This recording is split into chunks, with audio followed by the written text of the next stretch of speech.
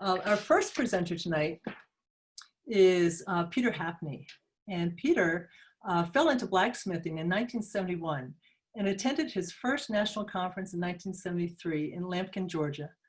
Making a living at smithing has taught him that nothing stays the same. Over the years, often challenging in private and public architectural work, he has adapted to problem solving. He has become somebody who can work on the fly and while meeting his clients' needs.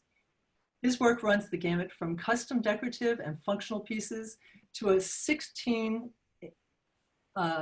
forged, I think it's foot, but I think I have 16 inches, forged and patinaed replica of a renowned New England eatery's Italian sandwich, and a 12-foot high, 800-pound dragon with over 3 sizes of 2,200 individual scales that climbs the side of a customer's house. Peter has traveled across and all around the United States and parts of Europe, teaching at many craft schools and demonstrating smithing groups. So I'd like to bring to you Peter to share his work.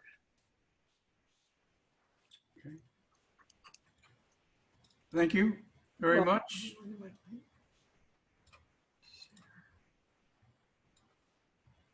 Okay, so it's half the screen.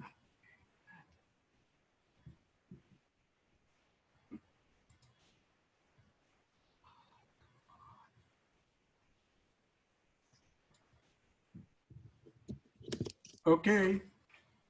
Perfect. All right. Thank you very much. My daughter, who's been active with helping me with the computer stuff, and my wife has been helpful. So any problems, I'm going to direct them to them, but I still enjoy making stuff, and I'll go through some of the things that are actually locally in the town that I live in.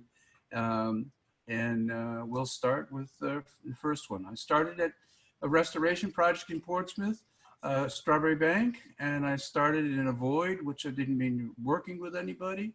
And after about 7 years and lots of practice, I started making larger things, and they were bigger than the building. So I decided I had to look for a bigger space and maybe go on my own from that Strawberry Bank experience. So a project we were doing was larger than the building, and we'll go through and show you that later. One of the things in process of doing this, trade signs became a viable thing where you're showing what you do, what it is, and visually it can be used for the graphics of your advertising and business. And we'll show you some examples of that throughout the thing. Recently, we had a process where a sculptor, local sculptor, got the commission, and I made the hammerheads that are actually out in front of the building now. There's a parking garage quite close by. The hammerheads are about 9 feet tall. And when making those guys, you have to worry about how many drunk teenagers can you put on these things. So you have to make it pretty strong. And the local park right next door has a historic timeline that we made. And it's in the, right out in front of the building in the local park. Some of the examples of simple railings, leafy type of things for making gates look better is a challenge. And this is, again, quite local. My daughter did a walking tour of Portsmouth, and these are some of the things that are on a walking tour. The cycle of what I do is architectural, but sometimes sculptural. And you'll see some examples of both. And this is the practical side of what we do. When the economy turns to mush, we put up the sign, if you can screw it up, we can fix it. So you're never without a job to do. Sometimes it's more creative than other times. I also make a line of products, which are still fun and what I want to make versus what the market dictates.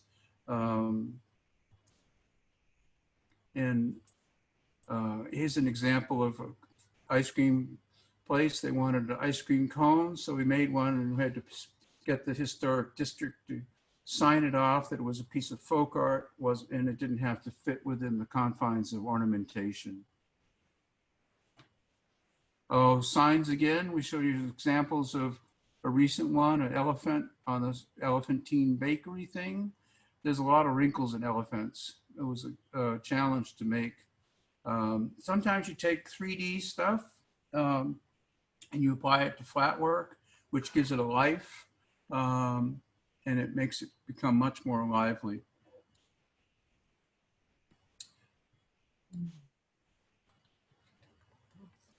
Okay.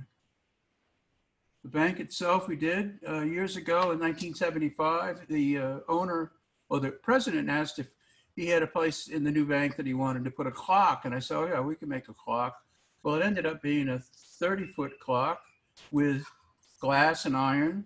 And in the process of making it, installing it, I'm sitting there going, I wonder what time it was. Needless to say, the clock was working. The bank has been redone a couple times, and each time they've kept the piece on the wall. David Bellantone, the glass artist, was involved in some of the things.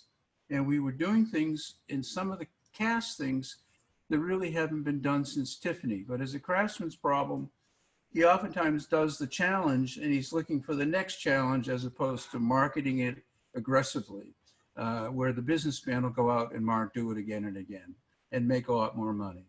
But that's one of the dilemmas of being a craftsman or an artist. You want the next challenge. We do a lot of traditional work. Sometimes I refer to as colonial bolonial, but it has been the mainstay of forging iron, and it's still in the town that I'm in. It's very historic, but to take it into a different phase sometimes is a challenge. This is a repro of a traditional railing in our area, which paid the bills.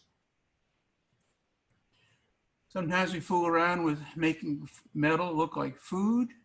This was a sandwich shop that my daughter did some research and realized that I spent over half a year's tuition on these sandwiches for maybe 25 to 30 years of eating them. And this is the gal that worked with me, did the painting. She also did the painting on the ice cream cone, which I have no talent for, but she has a good eye. And it still lives in the sandwich place, and people come in and they can't believe it's metal, which is kind of fun. My daughter there is pictured holding it, and she's the person that was very active in helping me with my computer problems. Traditionally, lots of boat stuff in our area. This was a recent gondola, which is a flat bottom barge, which was in our area in the 1700s.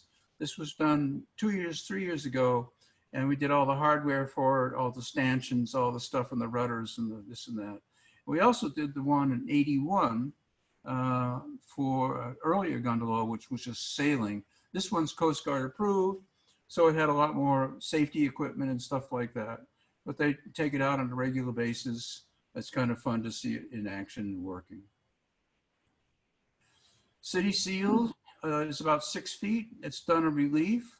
We work a lot with solid, hollow materials, pipe and tube, and sheet. And this is done with the sheet to make it jump out at you. Gold leaf letters, real solid stuff, leaves that are solid. It was made in 1993. The fun part of this kind of stuff with relief, it took 3 times to take the water and dull it down because it looked like a tornado or a hurricane was going on. So you had to really do subtle aspects. The building that's shown on the right was one of the first reasons I came to Portsmouth, to see an early building that was on an architectural chest that I had, and I got some of the questions wrong. Well, I ended up looking at the building and saying, what are you going to do? Well, I ended up at Strawberry Bank, got a job in the blacksmith shop, and it was because of this building. 35 years later, I'm back at the building putting a railing in, and the light goes off that this was the reason I came to Portsmouth. I'm a little slow learner. Over the years of doing 3D stuff, this is done out of 3/16 steel. My daughter obviously was helping. The little kid that the fireman was holding was my daughter when she was in kindergarten. And we took her snowsuit, stuffed it with newspaper, and that was the model. So modeling and all this stuff becomes pretty important. And as a forger of things, it's easy to make when you can see the 3D effect. Now, the creative part of this kind of project was putting the wrinkles on the jacket. The rest I all had to read as firemen. So it just was funny to look at what's the creative part. I mean, the boots had to look of fireman, the hat had to be fireman, and they had to be a certain size. And I had a gal that was working with me that was great with figures, so it made my job really easy.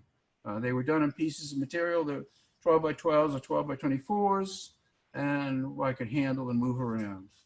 And I think, okay. So I'm sorry we can't be teaching at Peters Valley. I've done that many times, and I really enjoy the students as well as the assistants, and many of them have gone on to become professionals, which is a joy to see. And there's plenty more as far as the website and the Facebook thing and my daughter's Instagram stuff, which she's getting up quite soon. So I really appreciate the opportunity to show you. And she's putting together a slideshow, my wife is saying. It's a walking tour. Thank you very much. Well, thank you, Peter. Scott McCarney is our next artist who will be speaking. He's an artist, a designer, an educator based in Rochester, New York. He received formal design training at Virginia Commonwealth University, Richmond, Virginia, in the 1970s, and earned an advanced degree in photography from the University of Buffalo Visual Studies workshop in Rochester, New York in the 1980s. He has been making books as works of art for almost 40 years that explore many media, from offset and digital printing to sculptural installation. His work is shown internationally as well as close to at home. His teaching and lecturing itinerary is varied and eclectic, carrying the banner of artist books to Australia, New Zealand, Korea, Mexico, and South America. Welcome, Scott McCarney. Hi, can everybody hear me okay? Oh, I guess everyone's muted, so. Yes, we can hear you. Okay, can you see the, I somehow got the chat box up. Can you see that? No, we just see Okay, your good. screen. Great, sorry, I wasn't sure how much of my screen you all could see. But thank you, thanks much for, well, the invitation to teach. I'm sorry that hasn't worked out this year, but I hope in the very near future, things get back to where, people can start, really enjoying each other's company and teaching and learning. I put together a number of books of mine here that I kind of group is called as Found and Bound. And it's kind of based on my teaching about bookbinding. And a lot of times I will have to kind of make things for students in order, as demonstration kinds of things.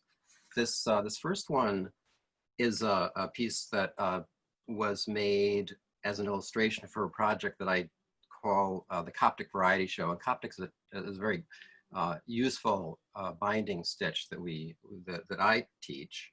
And basically, the problem is for students to choose 10 different kinds of materials to create a variety of sections or gatherings of the materials and to bind them with at least 2 different Coptic stitches.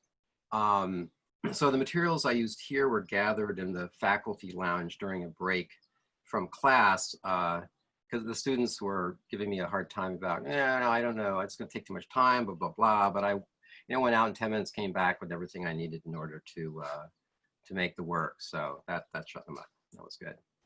We're looking at thumbnails. Oh, you are? Oh, that's not what's on my screen.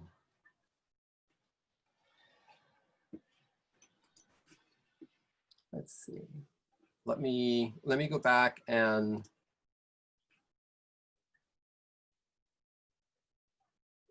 do you still see thumbnails? Yes.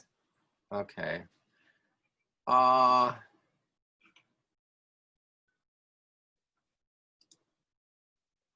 sorry. That's okay.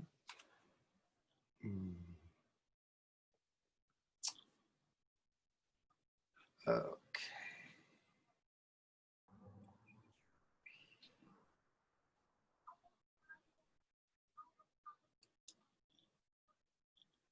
let's try this one.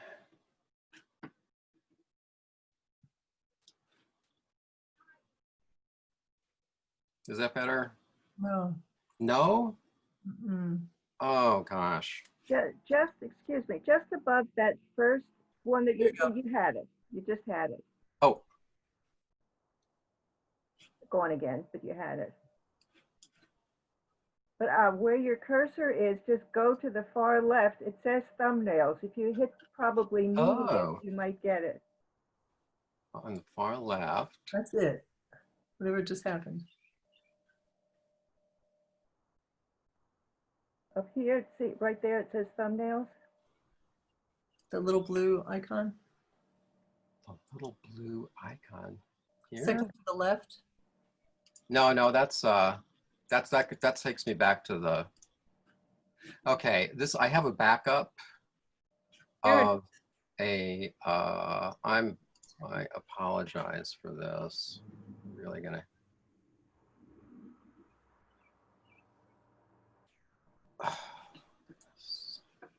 I'm wondering if it's the third from the right. Well, I have another. I did it in 2 different formats so that I could.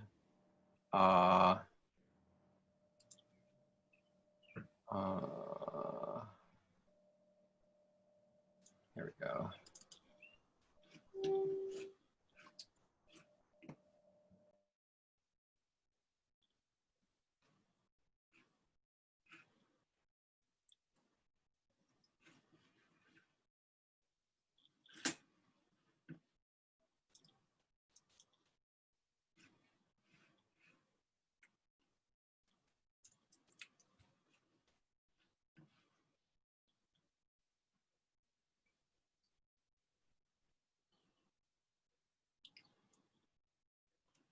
Oh my.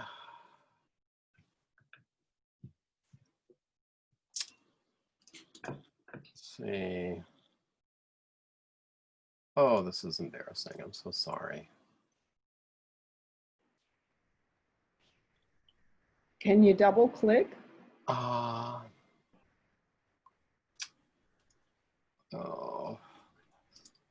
So this one is.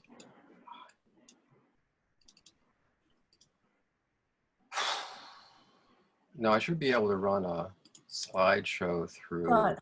Hover over the icons across the top. It's one of those. Yeah. Let's go one to one. I don't know why. Can you try double clicking on an image? Well, there's some. Well, the thing is, this should be a slideshow, but I'm getting the whole.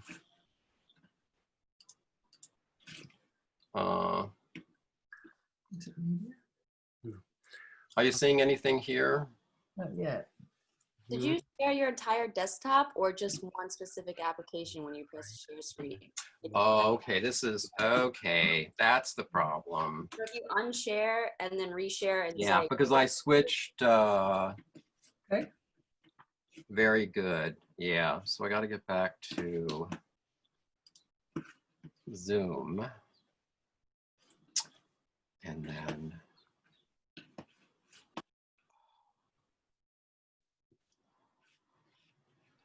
I don't know, maybe we should, maybe I should drop out a line and then come back. All right.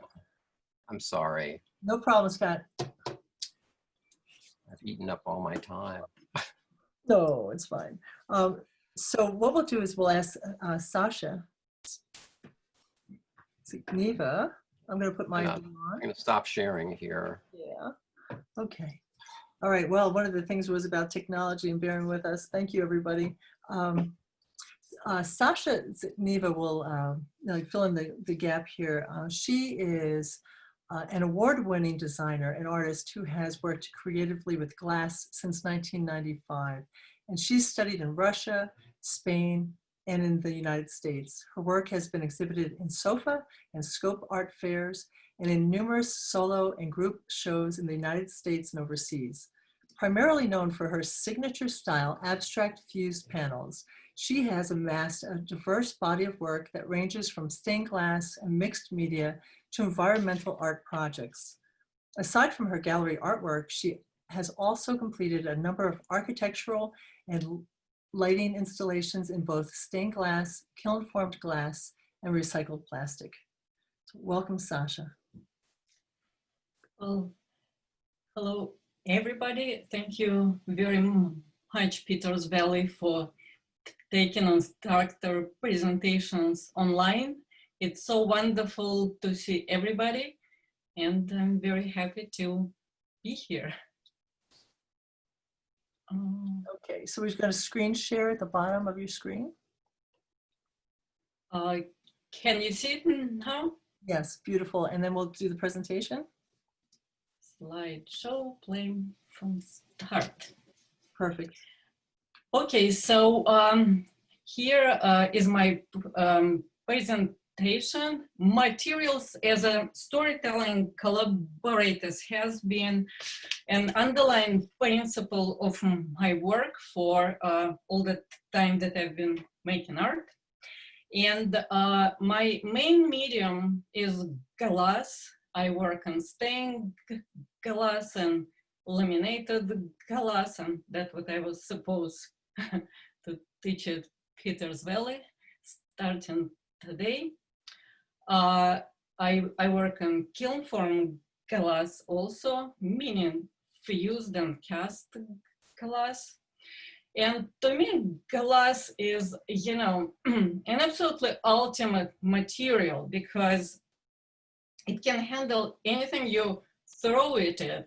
It can be, it can go from large and monumental scale, like for example, the chandelier that is 7 feet long, to intimate scale jewelry. And it can be like sharp and extremely precise, or organic and fluid. It could be flat and painted upon, and at the same time, it could be cast and work in any three-dimensional format. So it hasn't been a shortage of subjects to explore with this material, but my favorite of all ultimately is glass fusing. And what I particularly like about it, and what I refer to, is the capacity of glass to take stress. So in this work, I put pieces of glass through many firings. Sometimes they go, a piece like this would go through up to 30 firings. And in the process of that, it becomes very fluid. It acquires the qualities of paint, like all the colors here, starting as pieces of opaque glass. And by going back into the kiln over and over again, glass flows, it mixes with other colors, and it becomes basically like a watercolor. And that is very interesting to me. So I used that technique for many years, and I used it to create this series that is called Books from the Pages, Pages from the Books of Seconds. And this series is sort of a reference in medieval book of hours, where each moment of time was celebrated with a prayer. Well, in my work, it's not, it doesn't have any religious meaning, but just the idea of keeping the moment frozen in a piece of glass, capturing this moment was of very interest to me. And it's very interesting how glass can be opaque and transparent at the same time, and have all the range of capacity to show all the shades in between. So I have a very long-lived romance with the material and consider it the most precious. So aside from working on that, as I said, for many years, I couldn't help noticing what's happening around, and how another material that is so similar to glass, it's like it's a young shadow, is amassing in, all over our environment. And probably you can guess that I'm talking about plastic.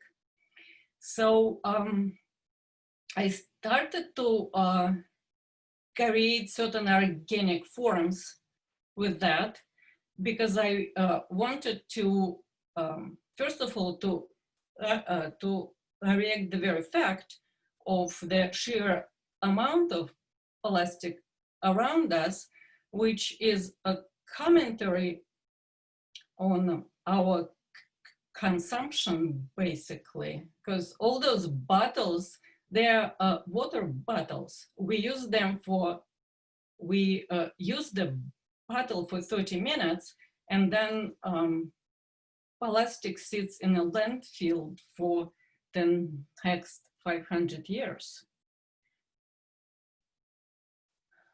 And that especially was highlighted in this project that was created with the help of many dear friends, some of whom I hope are on the call. And it's in the Pocono Environmental Education Center, going through the roof, this very object. It's called SkyPad, and it's a temporary installation, 2015-25-15, because it takes for plastic 500 years to decompose.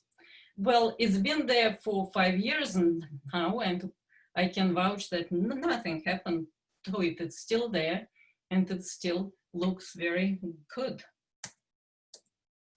So from there, I started to combine glass and plastic in one sort of object, because it was very interesting to me to see how to blend, and how it's almost impossible to say where one ends and then another one begins. So this piece is made out of 2 bottles, and the top of it is olive oil plastic bottle, the face sort of, and the bottom is a wine bottle, a wine jug. And interestingly enough, I can work with plastic almost the same way I work with glass. I can solder on it and create like the whole stained glass composition on top of the plastic bottle, so it withstands it. It also withstands the heat.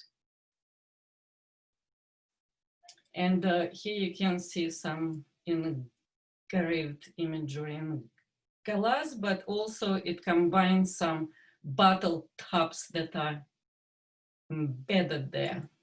And there's the whole series of those characters that I created in that technique that combines fused glass and distorted plastic and other glass elements. Some elements are cast, some are painted upon, engraved, and even held together with elastic. And you can see them on my website. I have the whole gallery of them. And in the last several months, I was not doing much of studio work because I felt that it's sort of, I don't even know what's happening. So I was trying to make sense out of that. So I started to work on shopping bags. And I started to knit them and compare them to like other organic forms. And then I started to combine them with elastic again and create those kind of characters that are populating the garden now. And of course, I wish that's what I would be seeing now, the woodworking studio from our special topics door. Yes. And those are fabulous examples of pieces of students' work that were done in previous years. And I hope that I'll be able to see them again. You will. Thank you very much. And I hope to keep in touch with you through social media. Oh, And, thank you, Sasha. You know you will. We did paint the building, though. You'll notice that that's changed to red now. So they're but yeah, it'll be great to have you back on campus. Scott, how are you feeling? Do you want to go next? Do you want to move along? This again. Okay, let's try again. So you all know Scott's going to show us his books. So here we go. Yeah, and I'm going, let's see, I'm going to do this and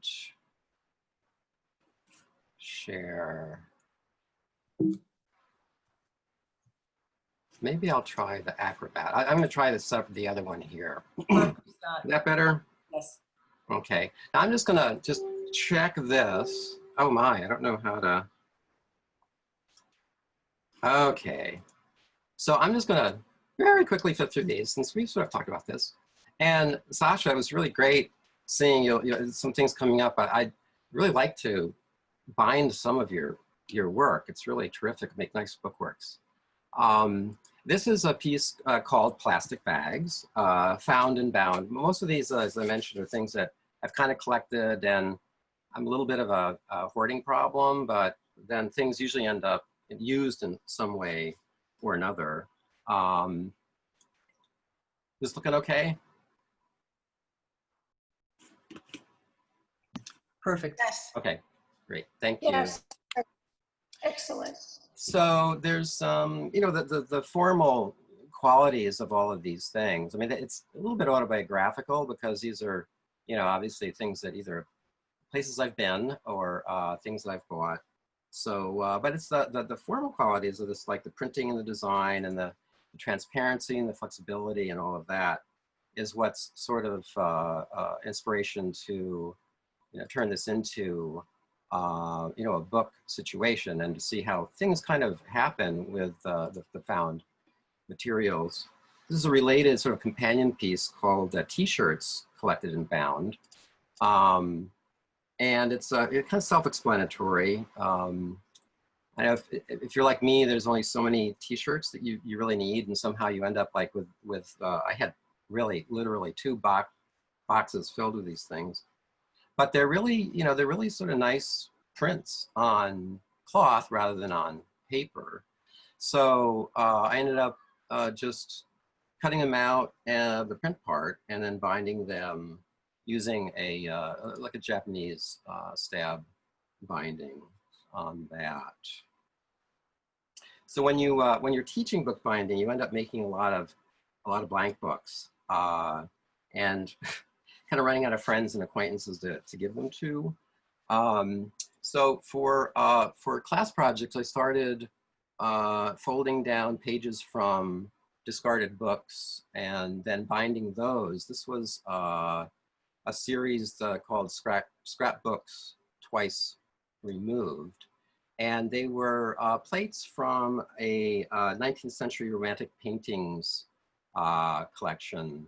It wasn't, you know, very nicely printed, or the paintings were really kind of kitschy. But all of the second removal of course, all the faces were kind of punched out with a die punch on through here.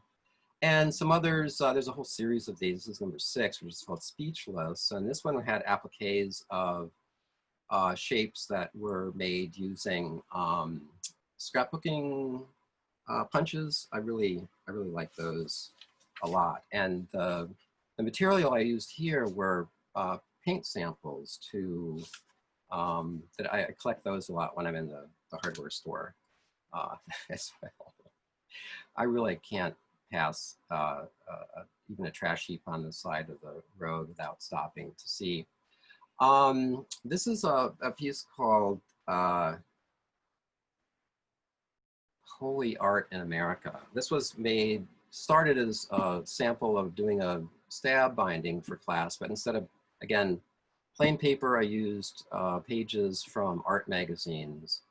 And the way that this is actually put together, there's sort of like a little pouch that you can slip another piece of paper into. So I had a small traveler's Bible that I sort of put this through here. So you get little snippets of Holy Scripture through the, you know, like the dogma of the, you know, the art magazine press.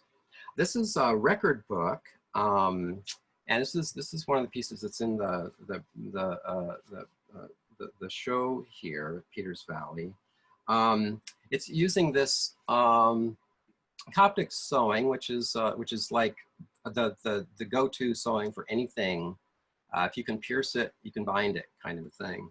And what I used here, and this is again a fortuitous find of a box of these mechanical integrator charts. And I found this, I'm walking on the way to the gym down an alley in front of this boiler building that is in the better part of the 20th century was what heated the city of Rochester, was all steam heat. And these beautiful kind of one-of-a-kind drawings on these charts were made that were showing like the energy use in different municipal buildings. So by folding these down into sections and binding them up again with that Coptic stitch, and what's really great is it happened to be exactly the same size of like a vinyl LP. So by putting all those together, I mean, the record and the record certainly made a great match.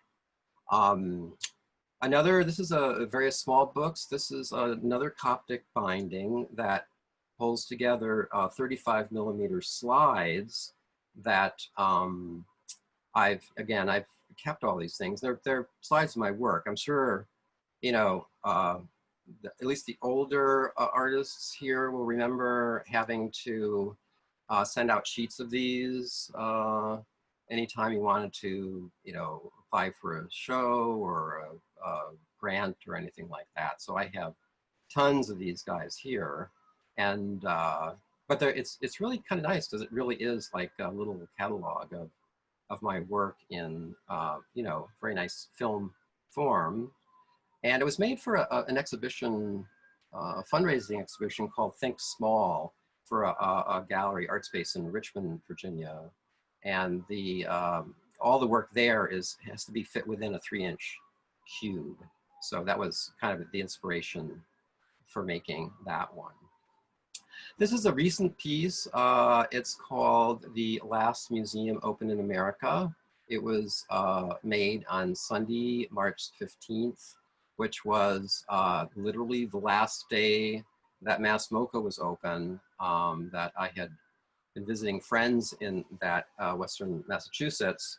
And it's, Mass MoCA is like this huge place. It used to be a factory and a mill.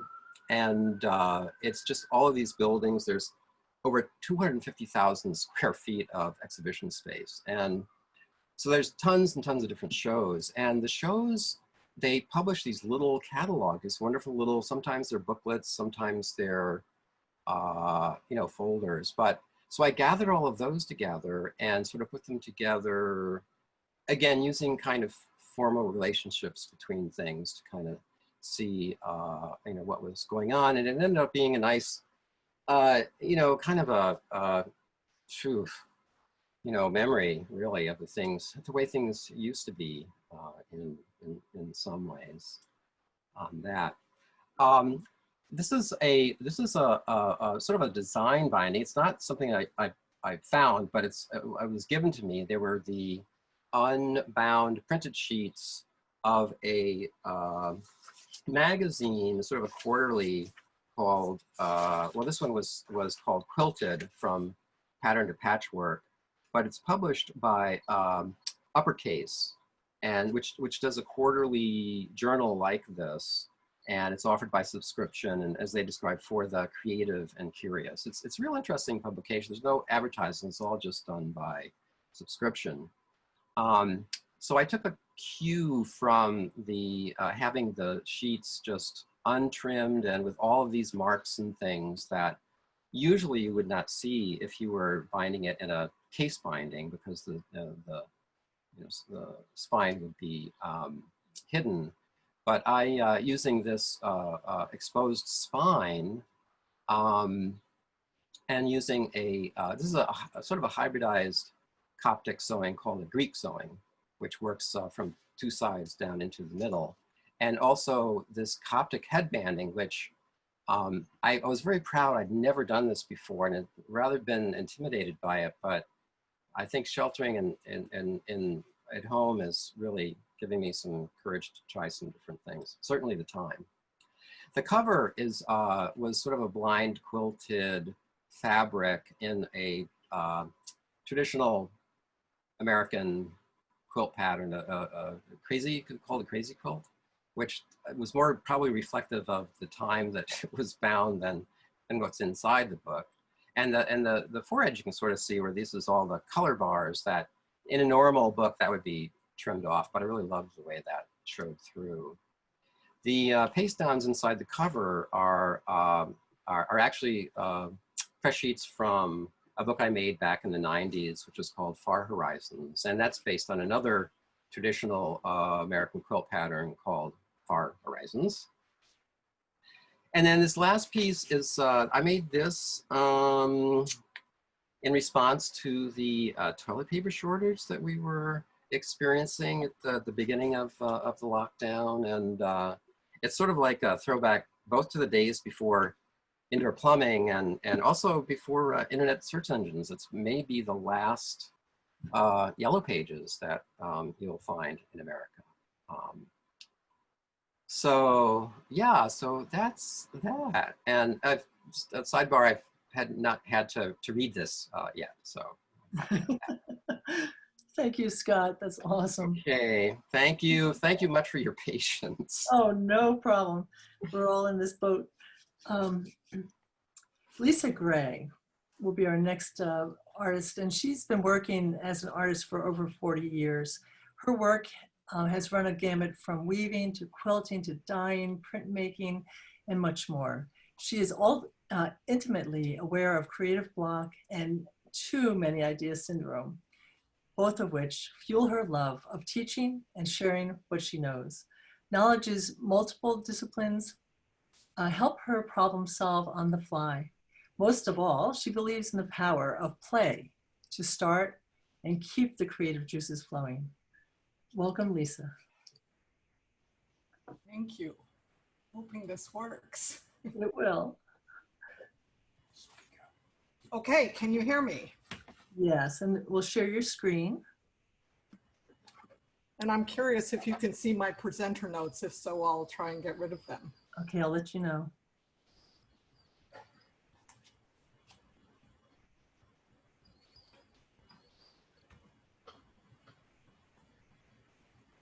Green button down the center of your screen. Oh, I thought I hit that, sorry.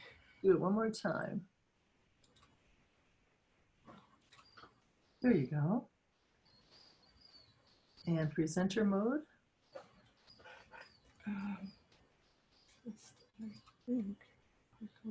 Perfect. Okay, we do not see your notes. Yay. So, Really? all right. Well, I'm so sorry that I'm not going to be at Peters Valley. I'll talk a little bit more about that later. But I do want to talk about igniting the creative spark. I like to honor my teachers. I chose a few. I never went to art school, but I've been a lifelong learner, searching out people that I want to learn from. I chose a few that have been really instrumental to my art practice. Larry Thomas, who I took some classes with to try and get over my fear of drawing. Dorothy Caldwell, an amazing artist. Ellen Noble, they're all still teaching, all of these people, even though we're getting older. Ellen Noble is a friend and someone else who likes to play. And here you see us playing in a marbling bath with bubbles, trying to see what will happen. This slide on the image on the right is actually at Peters Valley, where I had students in my class play with this as well.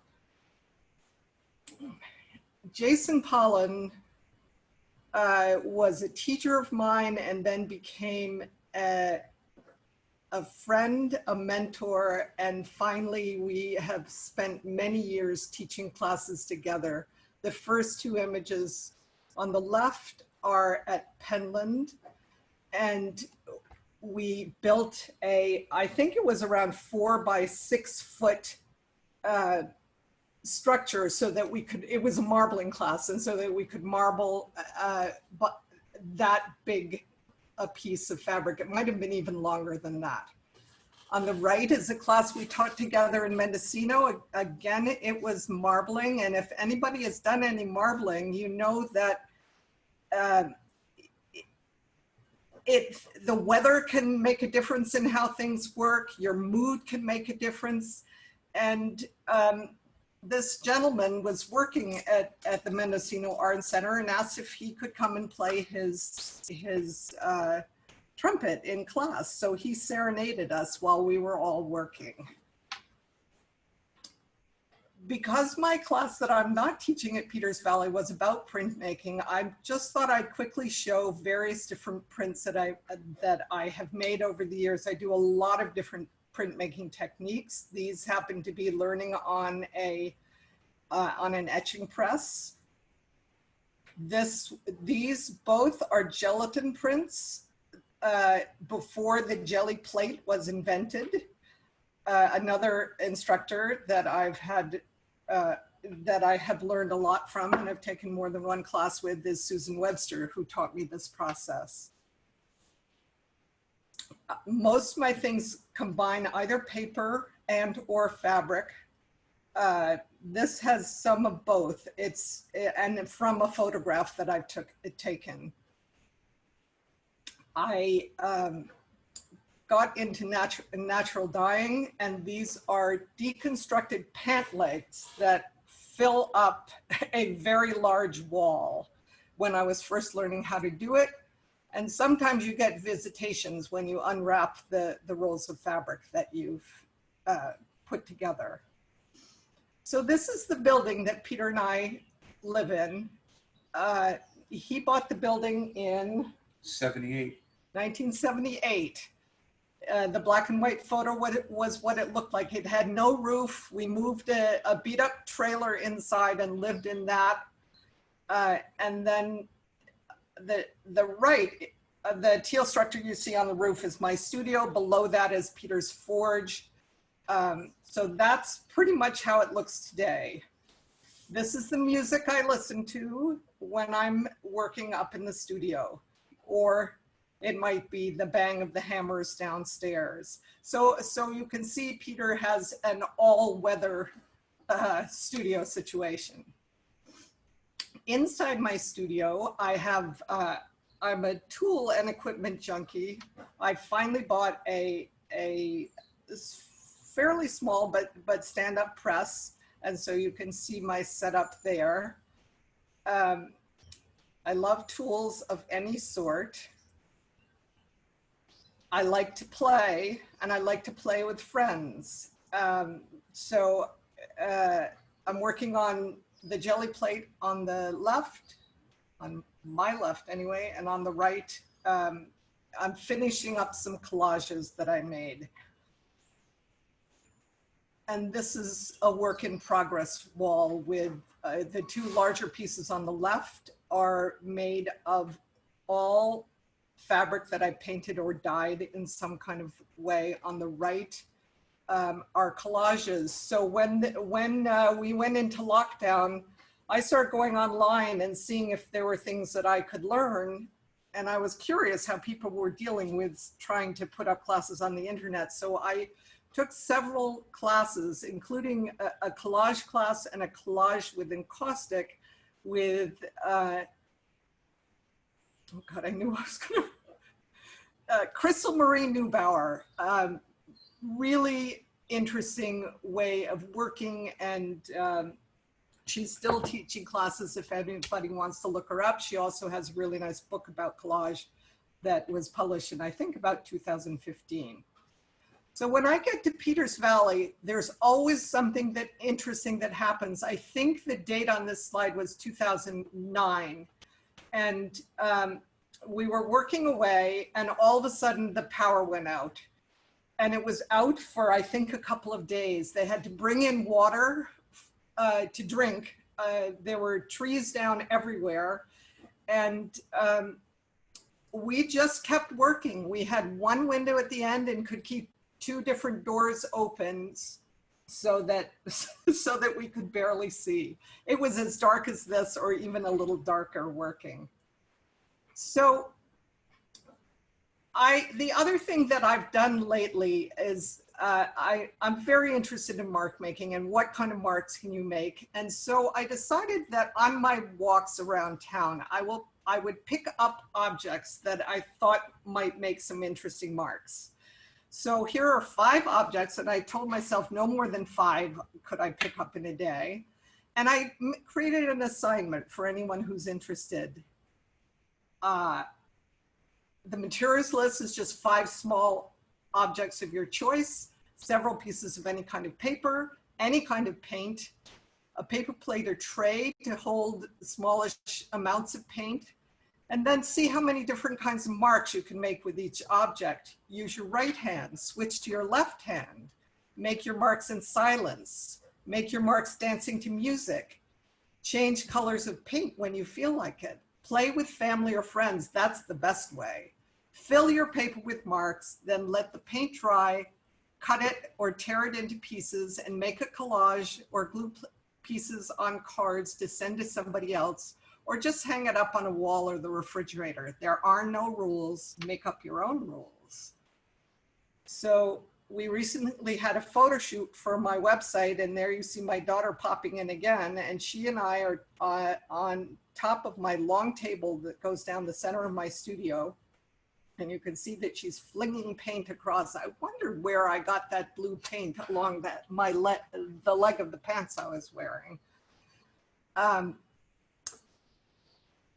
So for more information, please visit my website. You can see the old one, which is really old. I haven't been able to update it in years, but a new website is coming soon, hopefully by mid-July at the latest. I have an Instagram and a Facebook account that I'm trying to work at being a little better at posting on them. So I'm happy to interact with anyone who's interested. We had a great time playing on the table, painting and dancing. And now all of these I will turn into something else. Thank you. Awesome, Lisa. I want to come play. Please, anybody, come through Portsmouth, New Hampshire, come play with me. Oh, great. That's awesome. Well, our last instructor, it will be Matt Kenney. And Matt Kenney is a professional box and furniture maker. And not too long ago, he spent a year designing and making 52 unique boxes. He undertook the project as a means to improve his design skills, but found that the woodworking community at large was very interested in what he was doing, and they followed along intently as he wrote about the boxes each week on his website.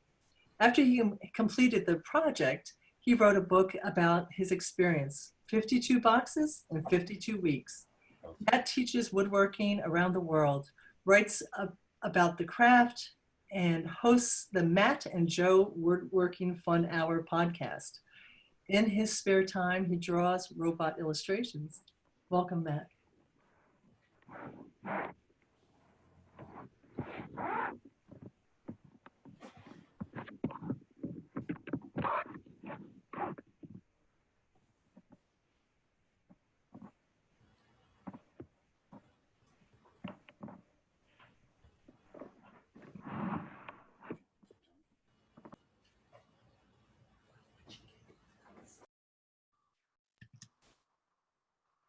Matt, is your audio on?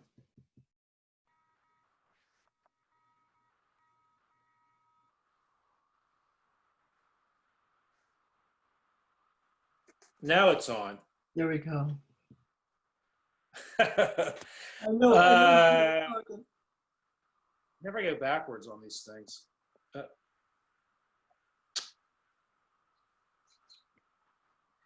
There we go. All right, so I was going to talk a little bit tonight, show you some things that I've made, and talk about why I make furniture. And that's it. So it won't take very long. I went through this morning and made a fresh presentation so that it's short. This first photograph is an example of something that I make. It's called kumiko. It's a Japanese art form that is centuries and centuries old.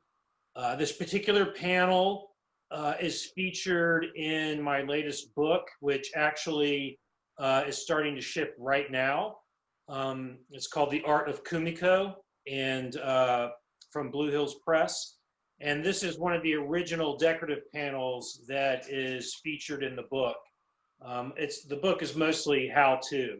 So that panel is about 2 feet tall and I think around 12 feet wide. So furniture is a utilitarian thing. It's functional. And a lot of furniture makers, I think, get tripped up by that, and they think that furniture can only be functional.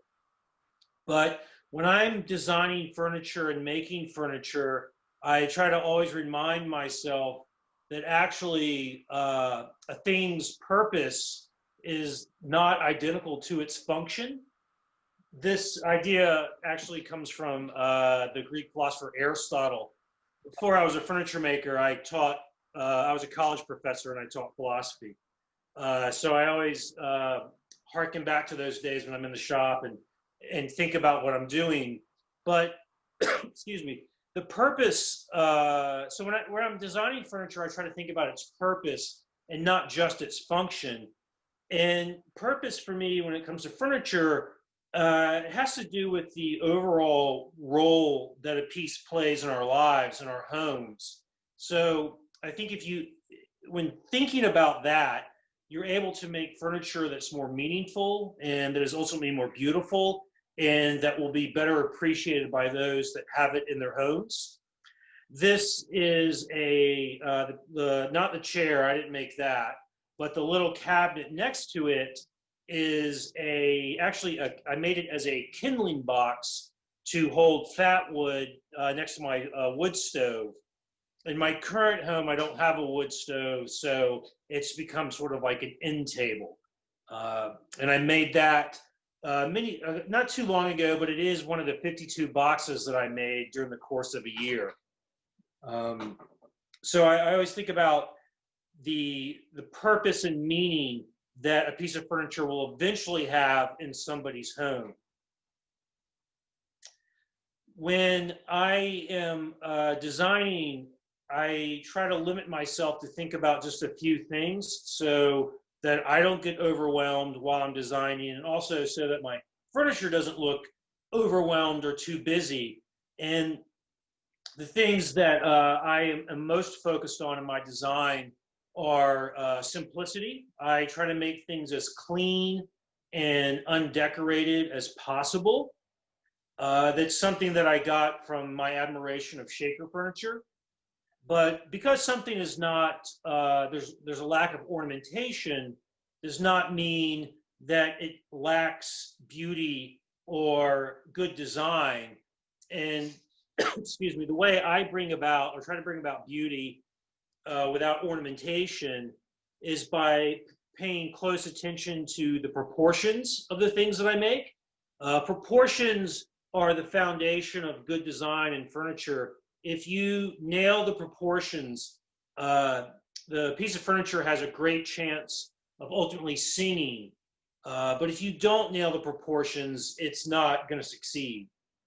So I really pay close attention to the proportions of the things that I make. I also am interested in pattern. So in this particular piece here, which is a small jewelry cabinet, it's sort of hard to see, but you see the 3 drawers along the front and the 2 doors beneath it. Those create sort of a geometric pattern on the front of the cabinet. But there's also the pattern that's created by the dovetails at the top, where the top runs into the sides. So by alternating the size of those dovetails, it's almost like creating a small little Morse code across the top edge of the cabinet. So I pay attention to pattern, and then also color. I don't know if I have any examples tonight of my use of milk paint, but I use milk paint a lot in my work. But this cabinet, the use of color comes from just the natural woods.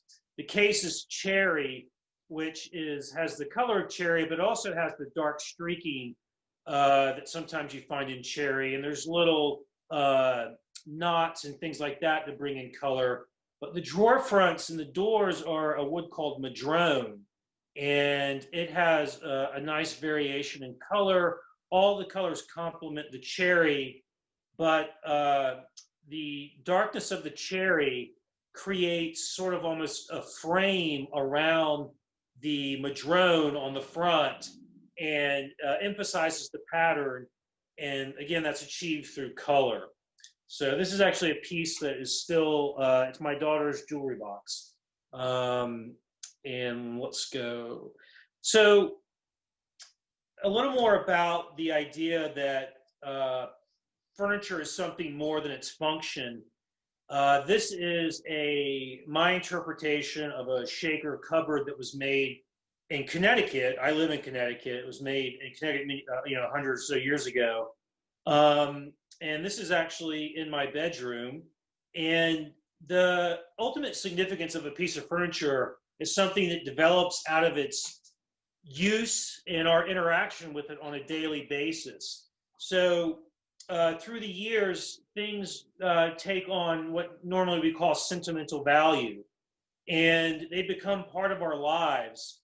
And that's really ultimately how you decide whether or not a piece of furniture succeeds or not, is how ingrained it becomes in a person's life. Which of course is a hard thing to know, because when it leaves my shop, its story is only just beginning. And a lot of times I may not know how that story unfolds, but it is a story that does unfold, and it's a story that enriches the meaning and the purpose of the furniture. And again, I think that comes from daily interaction and daily use. It also comes from, here, this particular piece, it's in my bedroom. Sitting on top of it, you can sort of see those 3 little boxes, or another set of boxes from my 52 boxes project. Next to it is a little hand-carved angel that my mom gave to me many years ago. And above it is a picture taken by one of the children of the man who taught me to make furniture. She's a professional photographer. So all of this together enriches what this piece of furniture means to me. And it changes the way that I interact with it. It changes the way I feel about it. And ultimately, it gives it significance beyond just that it stores my sweaters. which is what I use it for, but it means a lot more than that to me. When I am in the shop and when I'm designing, I have found recently, I guess, I've been making furniture for like 20 years. And when I'm actually making furniture, things go pretty quickly. I've become efficient, and I generally don't screw things up, although there's evidence that I do right there in that photograph.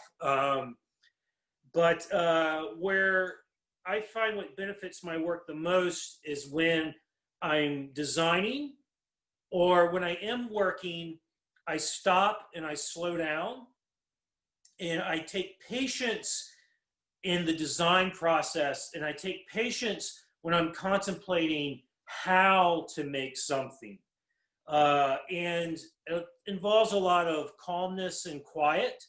So there is it's almost like a Zen practice to put myself into the right frame of mind. And once I have all of that worked out, and then I go into the shop, I'm able to work very quickly and efficiently and get things made very fast because I am in the right frame of mind, and because I have taken the time to contemplate what it is that I'm trying to accomplish with this piece of furniture. The door that you see with Kumiko inlaid into it is for a credenza that I'm making right now. And that design for the Kumiko took me quite a while to figure out exactly what I wanted to do. I tried out several different designs. I thought about it. I put it aside, went and had a beer, thought about it some more. Next day, went in, tried something else. So by slowing myself down, I was finally able to come to a design that works really well. And the tea cabinet, which is, I make a lot of tea cabinets, although I don't drink tea. You see, I just made the pulls for the drawer fronts there. And that cabinet, it's not for a client. So I just set it aside in my house and looked at it, daily or at least weekly, until inspiration came to me for the pulls.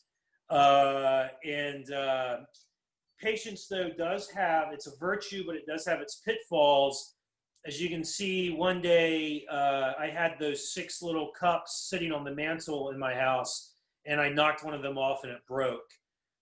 Fortunately, the potter who made them has already sent me a replacement, so I'm very happy. The potter actually is Kristen Muller's daughter, and Jacqueline Scott, whose work I really love. So I was happy that she had another one of these little, I call them teacups. I think she calls them shot glasses. But anyway, so patience and calm are important. This is something that I learned. I showed one of my Kumiko panels on Instagram, and a Kumiko master in Japan commented that he really liked the panel, and I demurred and said, honestly, that my work is nothing compared to the work that you do.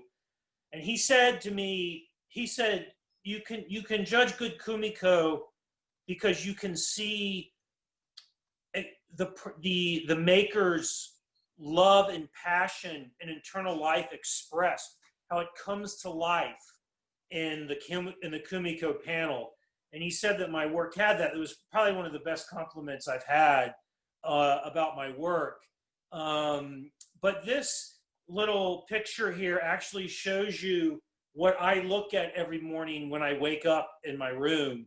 I look across the foot of the bed and I see this very calm and serene setting, this cabinet which has these amazing Douglas fir ingrain veneer drawer fronts, and next to it's a Ansel Adams photograph that I really like. And this arrangement of the teapot, the teacups, and the photograph and the cabinet, all of this together is sort of an expression of my approach to furniture making, my approach to art, and I find it very calming. And I try to, when I design and when I make furniture, I try to embody that sense of calm and sense of harmony that I'm after. I try to make it shine forth in the things that I make. You know, I don't know if I'm successful or not, but it's what I try to do. And that piece I made many years ago, back for I was in another house in a different life situation. And it wasn't until I hung it up in the house where I currently am now that I finally realized that that's where it was supposed to be all along. So when I hung it there and I had this photograph next to it, that cabinet in a way finally made sense to me. And now it's taking on a new life of and meaning for itself.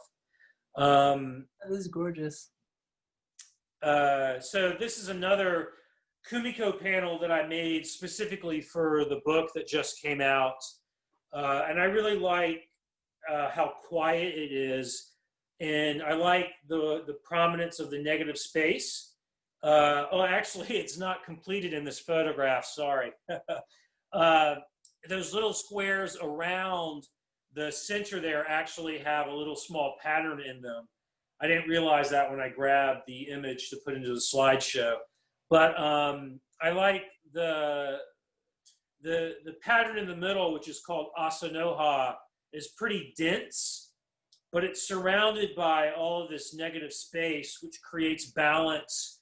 And that balance brings about quiet and harmony and, you know, subtle beauty. So those are all things that I strive for in my work.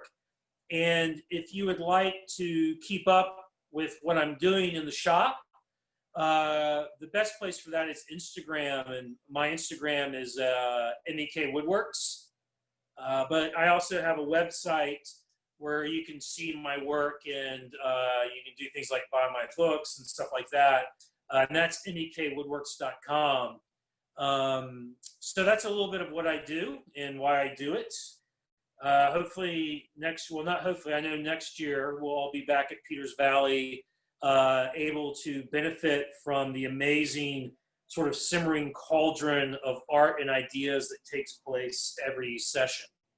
So thanks for listening and good night. Thank you, Matt. You know, it's fun. You mentioned the quiet calm and the tension and the kind of the open space there. And I'm looking out the window here and like those of you who have been on campus know, when you exit the church, sometimes the sun is just starting to color the sky. And that's what's happening here in the valley right now. Thank you all for coming and for joining us tonight. I hope to see you all again next week. Bring a friend. It's 7 p.m. and everyone's welcome. And we have another great group of talented artists coming in. Thank you and good night.